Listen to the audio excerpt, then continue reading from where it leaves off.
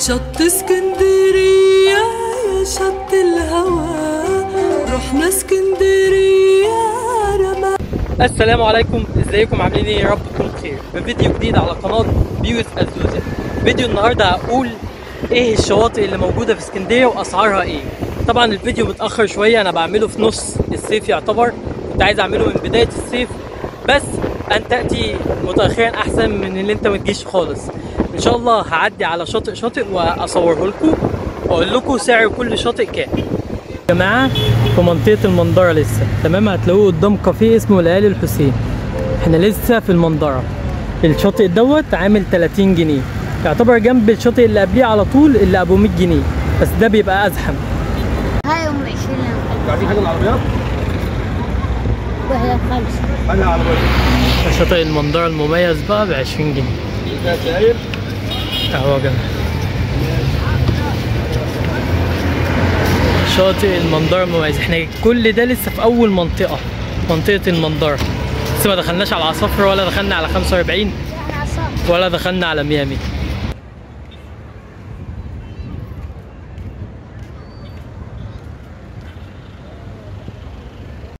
طيب يا جماعه الشط اللي هناك ده اللي الناس نازله فيه العوامات والشمسيات والكلام ده ب5 جنيه بس انا جيت ادخل عشان اصوره قال لي ممنوع. مش عارف ممنوع ليه، اخدينه بدون تصريح ولا مثلا البحر مش متأمن، بس انا حبيت ان انا اصوره لكم واعرفكم ان ده ب5 جنيه بس.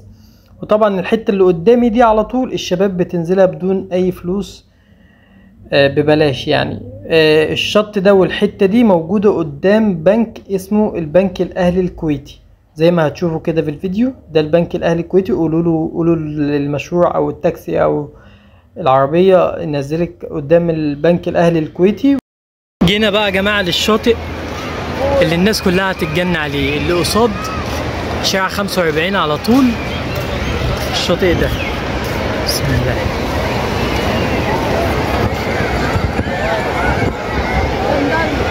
شايفين الزحمه يا جدعان؟ سعر التذكره 25 جنيه.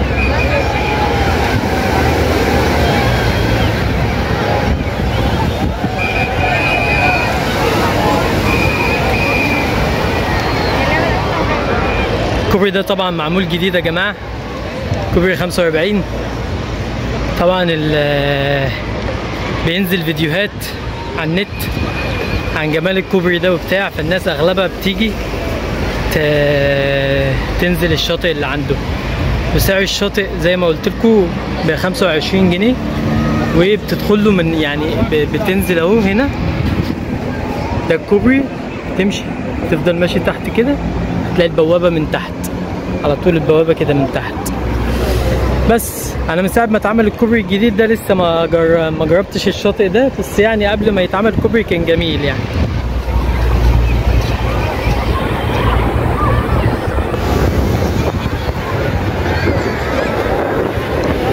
كل دي الشواطئ اللي عند كوبري 45 كلها ب25 جنيه. ده شاطئ تاني غير اللي هناك.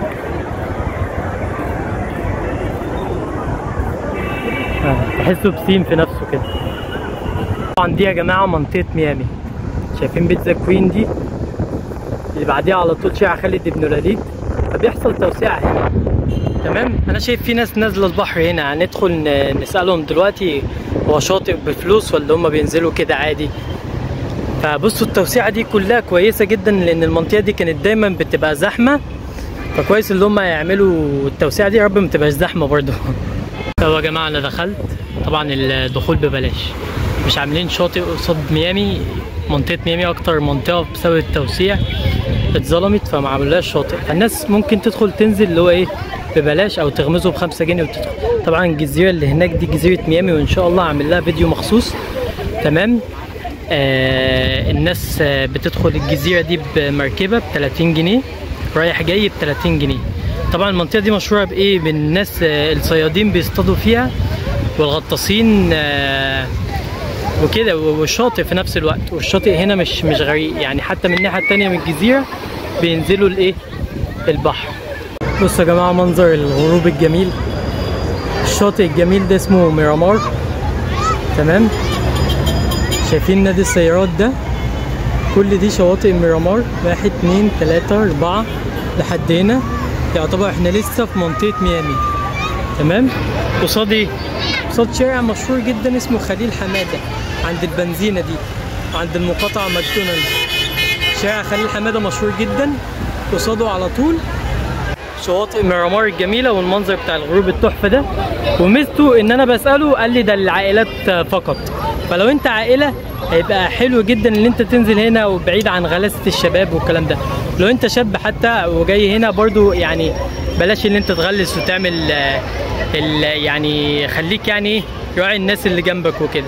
والشواطئ كتير للشباب وللعائلات، بس دوت بيبقى للعائلات بس. وما احلى اسكندرية يا جماعة والله. ده يا جماعة شاطئ سيدي بشر المميز، 15 جنيه وعائلات بس. تمام. فينه بالظبط؟ ده كده يا جماعة البنزينة دي والجنينة دي جنينة سيدي بشر، جنب جامع سيدي بشر على طول، في وشها او بنك CIB في وشها على طول.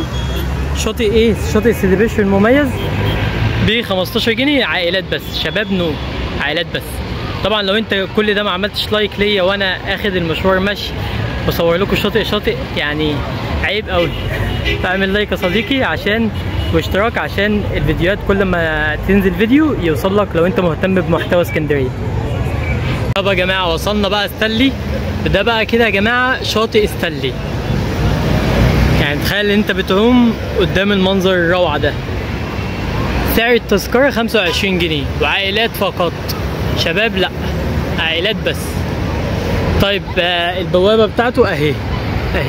طب قصاد ايه؟ قصاد كافيه مشهور جدا في اسكندريه اسمه سلطنة ستانلي. سلطنة ستانلي على طول البوابه قدامها، تنزل على الشاطئ على طول. بس كده. للاسف يا جماعه انا رغم ان انا يعني هو وصلت 25 سنه لحد دلوقتي ما نزلتش عمت في شاطئ ستانلي. مش عارف ازاي، مش عارف ايه السبب، بس زعلان بجد. يعني محتاج ان انا انزل، يمكن عشان زحمه دايما، مش عارف ايه السبب. يعني تقريبا نزلت اغلب الشواطئ الا شاطئ ستانلي، مش عارف ايه السبب. رغم اللي هو فيه موج، وانا اصلا بحب الشواطئ اللي فيها موج عشان بتبقى يعني ايه منعشه كده لما بتنزل تحت الموج.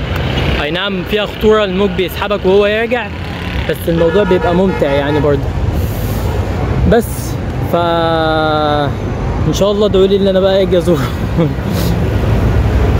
طيب يا جماعه وصلنا لاخر شاطئ الشاطبي. ده طبعا من قديم الازل. تمام. حتى اوريكم صوره من سنه 63. ده شاطئ الرقي بقى. انا عارف ان انا جيت بالليل، بس انا بادئ الفيديو دوت من بعد العصر، فمتبخلش عليا بلايك بقى واشتراك. طبعا الشاطئ ده بيبقى قصاد شارع قناه السويس، تمام، او قصاد مكتبه اسكندريه. وده شارع قناه السويس مشهور جدا. هو الاسم المسمى الجديد بتاعه اسمه السلسله. تمام. بس هو شاطئ الشاطبي يعني في منطقه الشاطبي، وشاطئ جميل، وان شاء الله تيجي وتزوره وتستمتع. اغلبه بيبقى اسكندرانيه اصلا. طيب يا اصدقائي كده فيديو النهارده خلص. اتمنى اكون في التوب. بس قبل ما اقفل الفيديو عايز اقول لكم حاجه مهمه جدا. اسكندريه مش عباره عن شواطئ ومصيف بس. اسكندريه فيها اماكن كتير حلوه تقدر تستمتع فيها وتغير جو فيها،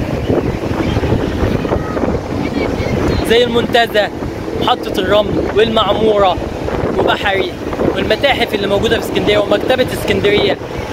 حاجات كتير تقدر تعملها في اسكندريه. لو تابعتني في القناه هتشوف الفيديوهات دي وهتعرف تعمل ايه بالظبط وتستمتع وتقضي احلى اجازه في اسكندريه. متنساش تعمل لي لايك واشتراك وتكتب لي كومنت حلو. سلام. بصوا يا جماعه الشاب الحلو ده هو التاني وزميله بيساعدوا بعض عشان يطيروا الطياره، هيبعدوها خالص. يعني هو حاطط البالونه دي تمام عشان يورينا قد ايه هتبعد. فكرني وانا صغير والله كنت بطلع فوق السطح واطير الطياره.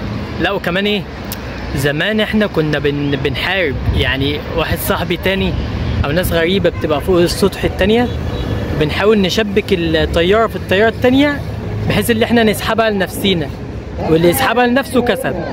بيبقى حوار جامد قوي قوي، كان من احلى ايام حياتي حرفيا. بس هو عرف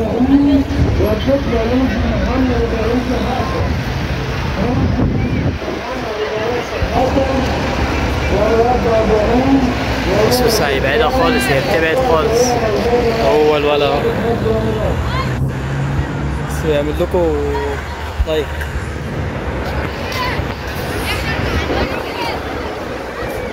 اسكندرية اسكندرية.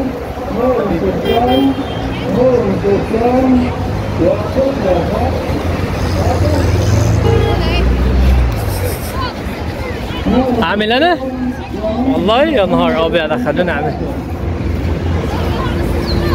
صورني